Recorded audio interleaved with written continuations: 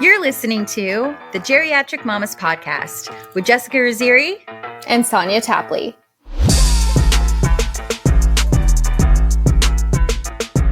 Well, today we have a HOPEisode. We're doing things a little differently. Usually we have the guests come on and share their story personally, but we're shaking things up. We're going to see how this goes. But since we have so many what we're calling expert guests on our schedule and just the way that things are working out, I think we're going to start moving towards reading HOPEisodes, and we'll still have people come on now and then, but this is a trial. Let us know what you think about it. Yeah. Let us know if you like it, you hate it. We really want to know.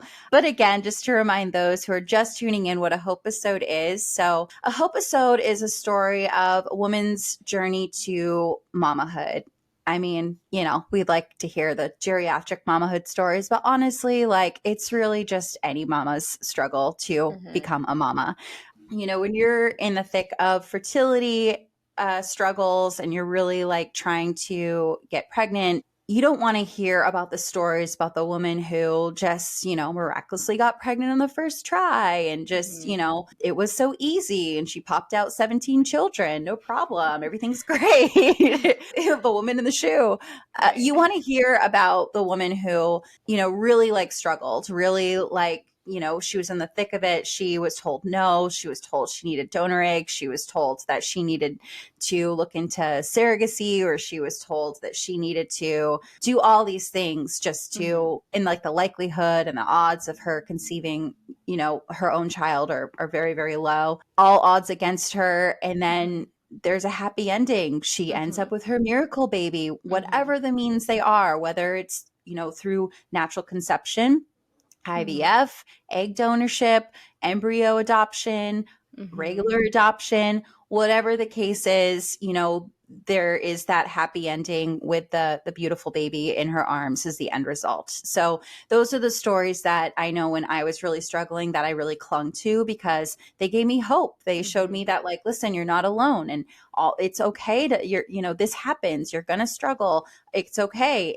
But it doesn't mean it's the end. It doesn't mean it's never. It doesn't mean it can't happen. Listen to this woman's story. And those are the stories that really would lift me up, be like, okay. I'm okay. I can do this. Let's keep going. So that's what a HOPEisode is. Today, we're going to be hearing about Megan's story. So Sonia, do you want to introduce who Megan is? Yeah. So Megan is a very special geriatric mama who sent us her fertility journey on August 12th, which was actually the day that the podcast went live. We had originally planned to have her join us, and we were really excited to have her tell us the story herself, but she was in the process of going back to work at the time after maternity leave, and adding another item to her busy schedule just wasn't practical. So we'll get right into it. First of all, can you believe that we went live in August? No. And we've been doing this we've been doing it a little longer than 4 months because we recorded, we banked up 10 episodes before we actually launched. Right. But that's crazy. We've been the follow through. Holy shit, the follow through. I know. Okay, so I'm going to read Megan's story. I always knew I wanted to be a mama, but I had the hardest time finding the person who I wanted to have children with. I finally met my now husband on Tinder when I was 32, after years of online dating and endless first dates. After dating for about a year, we both knew that we were it for each other, so we decided to stop trying, not to get pregnant. We didn't actively try for a baby, but we decided to remove all safeguards. Whatever happened, was our motto. A year later, we hadn't even had a scare, and both of us started to wonder if one of us was causing the reason that we couldn't get pregnant. Our fertility investigation started with me, since my cycle had always been short, with spotting between periods. I had my hormones tested and all seemed normal. I then saw an OB and found out that I had low AMH levels and high FSH levels. The doctor told me that it was very unlikely that I would get pregnant without assistance. And even with assistance, he told me my odds were very slim. At that point, my now husband was my fiance. We had set a wedding date and decided we were going to actively start trying for a baby on our wedding night. When I told my OB our plans, he told me that if we really wanted kids, my levels were telling him we shouldn't wait because I didn't have months to spare. He referred me to a fertility doctor who I began to see weekly for monitoring. She also tested my husband's sperm, and it turns out he basically has super sperm, so the issue wasn't him. Don't you hate that? It's like, It damn it, seems like back that's on always me. the case. Like most of the It time, I feel like is. that's the case. It's so frustrating. It's so annoying. It's like, why Yeah. can't just take it off me for a little bit? Why can't I have super ovaries? I want Were you going super to say a ovaries. miracle vagina? I feel like Yeah, you're going to say, why miracle can't I have a vagina. miracle vagina? Why can't I have a miracle vagina? There comes my miracle vagina. Okay. I was already tracking my cycle, but the fertility doctor helped us narrow down my fertile window. After a couple of months, it was clear that just tracking my cycle wasn't working, so my fertility doctor prepared me for an IVF cycle to start as soon as we returned from our honeymoon. I had the fertility drugs in hand and had been shown how to administer them, but I have a huge fear of needles, so I was in tears every time I thought about having to poke myself. Oh, poor thing. That is so traumatizing, though. Like, I remember when I first got the needles, I was just like, oh, God, how am I going to do this? But Yeah. my husband did it, but even then, it was just like, it was a Right. whole thing. I'm the same. However, I also knew this may be the only way to make my pregnancy dreams a reality, so I knew I had to do it. In June of 22, we got married. Our honeymoon was in July, and we had a big work trips, and I had a big work trip scheduled in August, so we planned to start IVF in September. I was terrified. On August 20th, I had a panic attack while packing for my work trip. I've suffered from hormonally caused anxiety since I was a teen, but had never had a panic attack. It was so awful that I ended up canceling my work trip. That night, I had the most vivid dream about being pregnant. I woke up early on the 21st and had this gut feeling that I needed to take a pregnancy test. It was still a week before my period was supposed to start, so I knew the odds of it being positive, even if I was pregnant, were slim. I snuck into the bathroom while my husband was asleep and peed on a stick. The line was super faint, but it was positive. I was told that I would most likely never be able to carry a baby and was supposed to start my first IVF round in less than a month, and I was pregnant. It turned out my panic attack was caused by pregnancy hormones.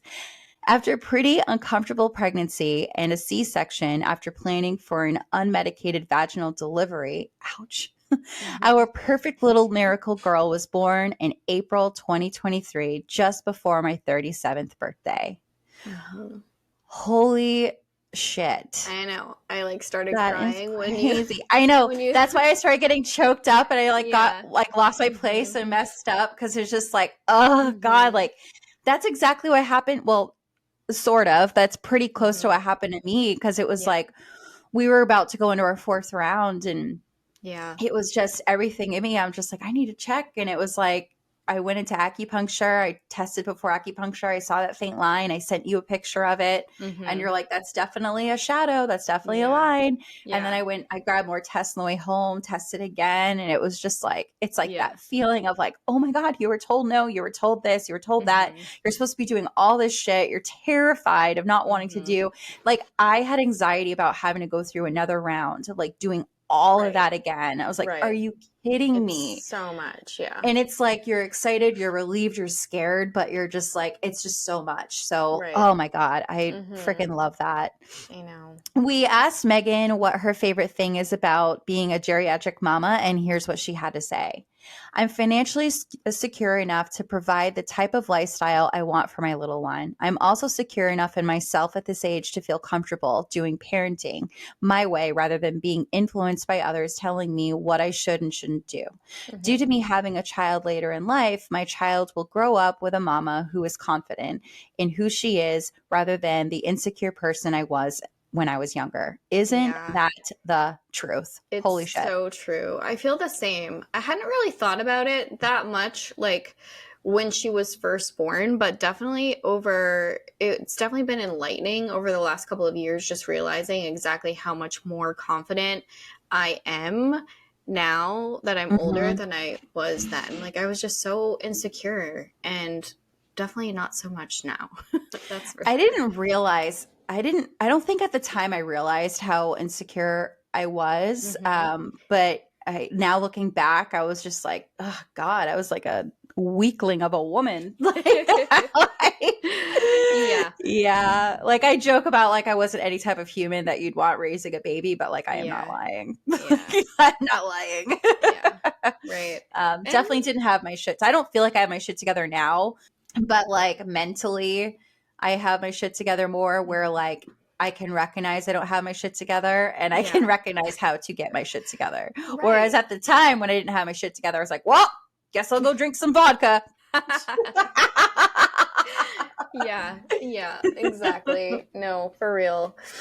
I 100% agree with her. And also, being comfortable doing parenting her way rather than being influenced by others. I feel like I've always been so influenced by others, but Yeah. when it comes to doing parenting, I have the confidence to follow my gut. And I know that I wouldn't have been able to even hear myself think in that level in my 20s and like early 30s. Well, I really like don't in think your I would have. 20s, you're still like, here I am at 40 looking back and like being a 20 and I'm just like, oh my God, you were still kind of a child yourself, Right. Yeah. And so like what do kids do when they Mm-hmm. have a question or doubt or struggling? They like turn to their moms or they turn Right. to their friends who've been going through it or they turn to somebody who like has experience in it. So it's like I think it's Mm-hmm. kind of like childlike behavior to just do that, like Mm-hmm. really look up to people and I'm not saying that adults don't look up to people and admire people and follow guidance, but I just Mm-hmm. kind of wonder if there's something there to that as well. Whereas it's like Right. now that you're older, you've Mm-hmm. seen some shit, it's Yeah. like I don't need a question if this is the right thing to do or not. It feels Right. right to me. I'm just going to Right. fucking do it because this is what Yeah. needs to happen right now. Yeah. So, And when something feels wrong too. Like when yeah. something feels wrong and you feel it in your gut and you just Hmm. decide to pivot and be like, Hmm. nope, not happening. I mean, Hmm. there's definitely I've run into those situations as well. And Hmm. we're all happier for it. That's for Yeah, sure. absolutely. There's more info about Megan to share too. Oh, oh yes. Also, so Megan has a monthly newsletter called The Balance. It's filled with her thoughts on navigating the balance of family and career. Definitely, I need to sign up for this. Me too. Stories, reflections, lessons learned, favorite life hacks, and more. We'll have the link to join her newsletter in our show notes. If you have a fertility journey that you would like to share for us to read and possibly come on the podcast, please go to geriatricmamas.com and click share your story.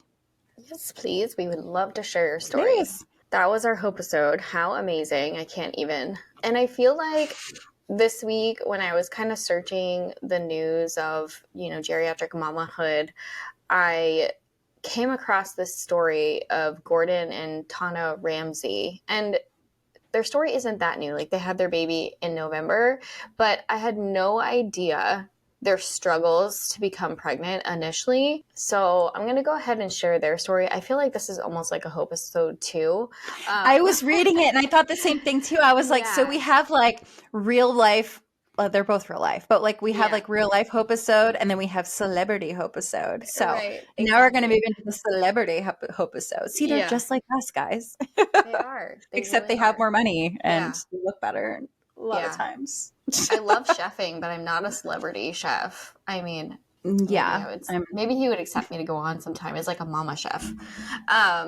So Mike would be like, no. He Like you're probably cooking scream at you and tell you to get the fuck out of his kitchen. like instantly. That's what I he wouldn't does. even Did we? Oh, we went on your bachelorette party. Yeah, we went to one of Hell's Kitchen's restaurants. Yeah. They had like these That was really pretty good. beautiful chandeliers that were really girly, and they're on my Instagram feed Yeah. because for some reason, that's one of the only photos I posted, except for like the pink cast of the sun on the buildings in New York City. I know you were being very artsy I was that being weekend. so artsy. I was in an artsy era. I guess I We kind of also- still am. We also kept you really drunk, so I think that might have had something to do with it. Yeah. You're like, oh my god, look at the way these two buildings look with this like little weed. We were up until 6 a.m. creeping up talking, and then between up again at Hell's cobblestone. Kitchen at 10 a.m. Yeah. So no problem. These lights You were are gorgeous. You were definitely still drunk. Yeah, for sure. I don't think I I like look over and I see you like standing up, staring at the ceiling with your phone, and I'm like, "What are you doing?" You're like, "Just taking some photos."